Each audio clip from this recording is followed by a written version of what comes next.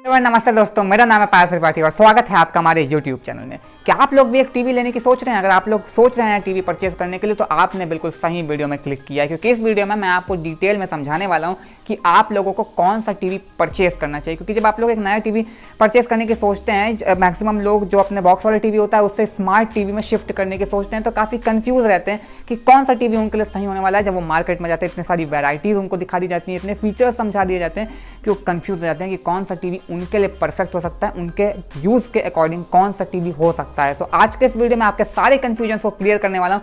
TV के detail में आपको समझाने वाला हूँ कौन से फीचर्स आपको लेना चाहिए, आपको स्मार्ट टीवी लेना चाहिए कि नहीं लेना चाहिए, कितना साइज होना चाहिए, कौन सी कनेक्टिविटी होनी चाहिए, एंड्रॉइड टीवी लेना चाहिए कि स्मार्ट टीवी लेना चाहिए, कितने रेजोल्यूशन का टीवी लेना चाहिए, सब कुछ आपको डिटेल में समझाने वाला हूँ। लेकिन उससे पहले अगर चैनल पर पहली बार आए हैं, चैनल को सब्सक्राइब करके बेल आइकन कॉल पर प्रेस करिए ताकि हमारे आने वाले वीडियोस के सभी नोटिफिकेशन सबसे पहले आप तक पहुंच सकें। So without wasting any time let's get started. जब आप मार्केट में एक नया टीवी लेने जाते हैं या कोई भी सामान लेने जाते हैं तो सबसे पहले जो आपके माइंड में आता है वो होता है आपका बजट। सबसे पहले हम बात करते हैं कि आपको एक नया टीवी लेते टाइम पे बजट कितना सेट करना चाहिए, क्या कम बजट में रखना चाहिए, क्या ज़्यादा बजट रखना चाहिए। तो देखिए, सबसे पहले अगर आप लोग ये मोबाइल परचेस कर रहे हैं तो मैं आपको रिकमेंड करूँगा कि आप कम बजट रख सकते हैं, क्योंकि टेक्नोलॉजी डेली चेंजेस होती है मोबाइल में, हर दिन एक नया मॉडल आता है। लेकिन टीवी के साथ ऐसा नहीं होता, हर दिन यहाँ पर नया मॉडल नहीं आता है। इसलिए आप लोग कोशिश करिए अपने बजट को जितना ज़्यादा से ज़्यादा स्ट्रेच कर सकें उतना बेटर होगा, क्योंकि टीवी आप लोग 1 साल 2 साल नहीं यूज़ करते। जैसे आप मोबाइल यूज़ करते हैं 1 साल 2 साल यूज़ करके फिर आप नया पे शिफ्ट हो जाते हैं, टेक्नोलॉजी आपको पुरानी लगने लग जाती है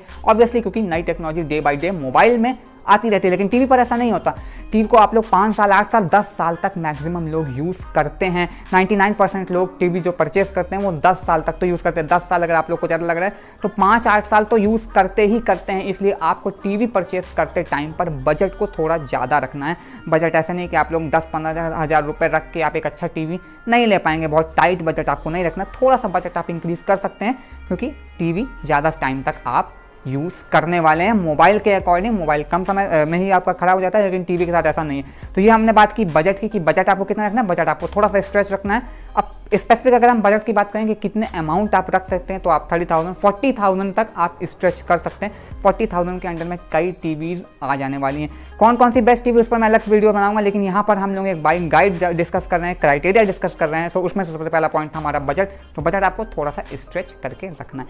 बढ़ते हैं नेक्स्ट पॉइंट की तरफ। नेक्स्ट पॉइंट है, सबसे पहले आप जब मार्केट में जाते हैं आपको इतने सारे ब्रांड्स दिखा दिए जाते हैं कि रेडमी का टीवी है, सैमसंग का टीवी है, आपका पैनासोनिक का टीवी है। तब आप लोग कंफ्यूज रहते हैं कि कौन सा टीवी आपको परचेस करना चाहिए, कौन सा ब्रांड आपके लिए बेस्ट है। मैक्सिमम लोग सोचते हैं सोनी का टीवी ले लें, सोनी ब्राविया ले लें, या सैमसंग में चले जाते हैं। लोग बहुत ही ज़्यादा उस पर ट्रस्ट करते हैं। तो देखिए, सबसे पहले मैं आपको बताता हूँ, आज की डेट में टीवी में बहुत ब्रांड्स आ गई हैं जो आपको कम प्राइस में value for money TV provide करती हैं। कम प्राइस में आपको ज़्यादा फीचर्स प्रोवाइड करती हैं। तो आपको एक ही 2 ब्रांड पर स्टक नहीं रहना है जो पहले से मार्केट में हैं। उन्हीं ब्रांड पर आपको ज़रूरत नहीं है स्टक रहने की, आप सैमसंग की बेस्ट टीवी लें या आप सोनी लेंगे तभी आपको बेस्ट मिलेगा, ऐसा नहीं है। सोनी वाली टीवी के भी फीचर्स आपको बहुत सी ब्रांड्स प्रोवाइड करती हैं कम मनी में। सो मेक श्योर कि आप बाकी ब्रांड्स पर भी रिलाय करें, उन पर वो सब भी रिलायबल ब्रांड्स होती हैं। मार्केट में आपको बहुत सारी ब्रांड्स मिल जाएंगी। सो ब्रांड्स की अगर हम बात करें तो एक ही ब्रांड पर आपको स्टक नहीं रहना है।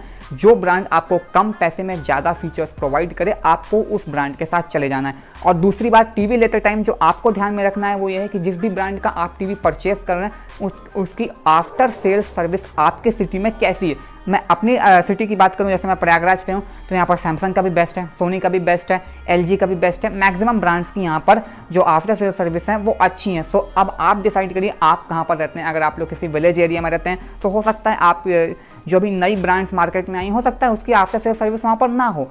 तो आपकी जो पुरानी जो ब्रांड्स हैं, सैमसंग है, सोनी है, हो सकता है उनकी हो, तो आप उनके साथ चाहिए। अगर आप किसी सिटी मतलब मॉडर्न टाउन में रहते हैं तो हो सकता है आज जो नई ब्रांड्स आ रही हैं उनकी भी आपकी आफ्टर सेल सर्विस आपके ही सिटी में अवेलेबल हो, और जो सैमसंग है, सोनी है, इन जैसी ब्रांड से ज़्यादा अच्छी सर्विस आपको प्रोवाइड करनी हो तो आप उन ब्रांड्स के साथ जा सकते हैं। जैसे रियलमी की टीवी है, शाओमी की टीवी है, ये सब नई ब्रांड्स जो मार्केट में भी आ रही हैं जो कम पैसे पर आपको अच्छे फीचर्स के साथ एक नया अच्छा टेलीविजन प्रोवाइड कर रही हैं। तो आप इनके साथ जा सकते हैं। सो ब्रांड्स में आपको और ब्रांड्स पर रिलाय करना है और अपनी सिटी की आफ्टर सेल सर्विस के अकॉर्डिंग ही आपको ब्रांड को डिसाइड करना है। तो ये बात की हमने ब्रांड के बारे में। अब बात करते हैं थोड़े टीवी के स्पेसिफिकेशंस के बारे में कि आखिर आपको टीवी कितने साइज़ का लेना चाहिए। जब आप लोग टीवी लेने जाते हैं तो आपको कई सारे साइज़ दिखाए जाते हैं, 22, इंच का टीवी मिलता है आपको, 32 इंच का भी मिलता है आपको, 39 इंच का मिलता है, 40 इंच का, 43, 45, 55, 65, 75, अब तो 85 इंच के भी टीवी आने लग गए।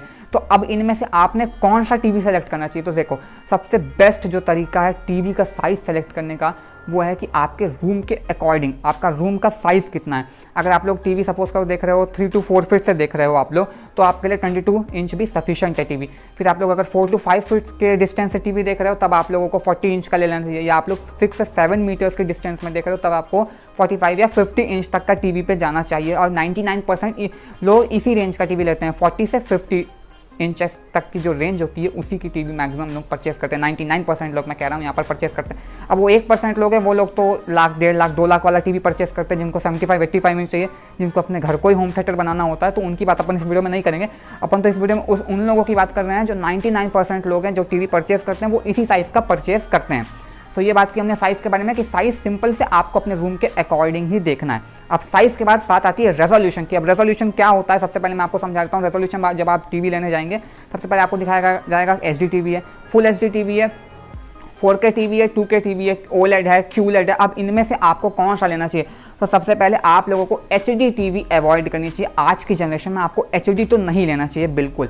अब HD क्यों नहीं लेना चाहिए? क्योंकि आप लोग अब एक तो स्मार्ट टीवी ले रहे हो और HD जो पैनल उसमें पिक्सल्स कम होते हैं, तो पिक्सल्स कम होने के कारण आपको पिक्चर क्वालिटी ज़्यादा अच्छी देखने को नहीं मिलती, जो कलर डेंसिटी है वो अच्छी देखने को नहीं मिलती है। तो आपको अभी के टाइम पे आज के 2021 की जनरेशन में आपको HD टीवी बिल्कुल अवॉइड करना चाहिए। अगर आपका बजट बिल्कुल ही 8-10 हज़ार का है तब तो फिर आपको HD लेना पड़ेगा, क्योंकि उसके अलावा 8-10 हज़ार में फिर आपको फुल HD तो नहीं मिलने वाला। लेकिन अगर आपका बजट थोड़ा ज़्यादा है, 15,000 का तक का बजट आप एक्सटेंड कर सकते हैं, तो 15,000 में भी आपको फुल HD टीवी देखने को मिल जाएगी। तो आपको यहाँ पर HD को अवॉइड करना है, उसके बाद आप फुल HD ले सकते हैं, या ट्राई करिए आज के जनरेशन में आपको हमेशा 4K टीवी लेना चाहिए, जो अल्ट्रा HD जिसको कहते हैं, 4K टीवी ही लेना चाहिए। भलाई से आपको अभी यूज़ नहीं है, अभी आप लोग इंटरनेट वगैरह नहीं यूज़ करते हो, लेकिन आने वाले टाइम में आप 4K टीवी आपके बहुत ज़्यादा काम आने वाली है। आप लोग इंटरनेट भी यूज़ करोगे, सब चीज़ें आप टीवी पर देखोगे, तो 4K टीवी की जो पिक्सल्स हैं वो ज़्यादा होते हैं, पिक्चर क्वालिटी, कलर डेंसिटी आपको अच्छी दिखने वाली है। तो हमेशा ट्राई करें आप 4K टीवी लें, फुल HD भी ले सकते हैं। अब ऐसा साइज़ पर डिपेंड करता है, अगर आप लोग 22 इंच ले रहे हो टीवी तो 4K लेने का कोई मतलब नहीं है, तब आप लोग HD भी ले सकते हो, HD रेडी जिसको कहते हैं वो भी ले सकते हो। लेकिन अगर आप लोग 40 इंच, 43 इंच, 50 इंच ले रहे हैं तब आपको बिल्कुल फुल HD पे भी नहीं जाना चाहिए, आपको 4K टीवी ही लेना चाहिए। तो साइज़ के अकॉर्डिंग आप लोग अपना रेजोल्यूशन डिसाइड कर सकते हैं, और मैंने यहाँ पर बताया कि 4K टीवी पर ही आपको जाना चाहिए। अब बढ़ते हैं नेक्स्ट पॉइंट की तरफ। जो नेक्स्ट पॉइंट है कि आपको कैसा टीवी लेना चाहिए, एक स्मार्ट टीवी लेना चाहिए, एंड्रॉयड टीवी लेना चाहिए। तो देखो, सबसे पहले आपको एक एंड्रॉयड टीवी ही लेना चाहिए, वो भी एंड्रॉयड बिल्कुल ही लेटेस्ट एंड्रॉयड 9, एंड्रॉयड 10, अब तो एंड्रॉयड 11 पर भी कुछ टीवीज आने लग गई हैं। तो एंड्रॉयड 9, 10 ही आपको लेना चाहिए। कोशिश करिए 10 लें, एकदम जो 10 एंड्रॉयड 10 ओरियो आ रहा है। 9 आप लोग कोशिश करें ना लें, अगर मिल रहा है तो भी ठीक है, कोई दिक्कत नहीं, लेकिन 10 सबसे लेटेस्ट है इस समय टेलीविजन में, जो मैक्सिमम पर्सन्स लोग लेते हैं जिस साइज़ का, जिस प्राइस रेंज में, उसमें एंड्रॉयड 10 ही आपको देखने को मिलता है। एंड्रॉयड टीवी ही लेना चाहिए आप लोगों को, क्योंकि उस एंड्रॉयड टीवी में आपको फीचर्स बहुत देखने को मिल जाते हैं, और डे बाय डे जैसे टेक्नोलॉजी बढ़ रही है, लोगों के यूसेज चेंज हो रहे हैं, तो एंड्रॉयड टीवी आप लोग के लिए परफेक्ट होने वाला है। तो आप लोग को OS में हमेशा एंड्रॉयड की तरफ ही शिफ्ट होना है, एंड्रॉयड टीवी ही आप लोगों को लेनी है। बढ़ते हैं नेक्स्ट पॉइंट की तरफ। नेक्स्ट पॉइंट ये है कि आपको टीवी में पैनल कौन सा लेना चाहिए, LED लेना चाहिए, कि आप लोगों को OLED लेना चाहिए कि QLED लेना चाहिए। तो देखो, पहले तो लोग LCD लिया करते थे, अब तो LCD वगैरह आता नहीं है, तो आपको हमेशा LED पैनल लेना। अब जो OLED है, QLED, उसकी प्राइस बहुत ज़्यादा हो जाती है, फिर लाख, 1.5 लाख, 2 लाख तक पहुंच जाती है, तो वो अपन इस वीडियो में बात नहीं कर रहे। आप लोग को LED पैनल पर फुल HD रेजोल्यूशन के साथ अपने साइज़ के अकॉर्डिंग टीवी लेना है। तो हमेशा डिसाइड करिए आप लोग LED पैनल पर ही टीवी लेने वाले हैं। बढ़ते हैं नेक्स्ट पॉइंट की तरफ। जो टीवी डिसाइड करते समय, टीवी लेते समय आपको डिसाइड करना है वो है कितने पोर्ट्स होने चाहिए।